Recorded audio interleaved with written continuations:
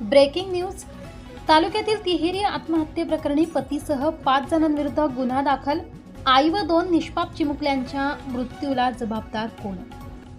देवळा तालुक्यातील वाखारी येथील चिजबारी वाखारी रस्त्यालगत असलेल्या शेतातील विहिरीत आईने आपल्या 2 चिमुकल्या मुलींसह उडी घेऊन आत्महत्या केल्याच्या हृदयद्रावक प्रकरणात पोलिसांनी पतीसह 5 जणांविरुद्ध गुन्हा दाखल केलाय.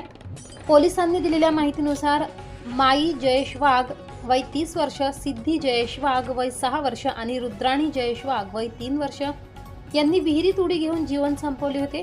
या घटनेनंतर मयत महिलेचे भाऊ भास्कर वाळुबा जाधव राहणार राजदेरेवाडी तालुका चांदवड यांनी दिलेल्या फिर्यादीवरून देवळा पोलीस ठाण्यात गुन्हा दाखल करण्यात आलाय. फिर्यादीनुसार आरोपींकडून सतत पैशाची मागणी करण्यात येत होती. तसेच मुलगा होत नाही, फक्त मुलीच झाल्या या कारणावरून मयत महिलेचा वारंवार मानसिक व शारीरिक छळ करण्यात येत होता. तिला शिवीगाळ मारहाण करून माहेरहून पैसे आणण्यासाठी दबाव टाकला जात होता. पैसे दिले नाहीस तर तुझ्या बहिणीला नांदवणार नाही अशी धमकीही देण्यात आल्याचा आरोप फिर्यादीत करण्यात आलाय.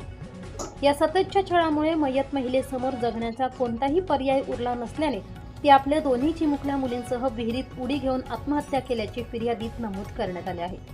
या आत्महत्येस आरोपींनी प्रवृत्त केल्याचा आरोप असून त्यानुसार पतीसह 5 जणांविरुद्ध भारतीय न्याय संहितेच्या संबंधित कलमानुसार गुन्हा दाखल करण्यात आलाय.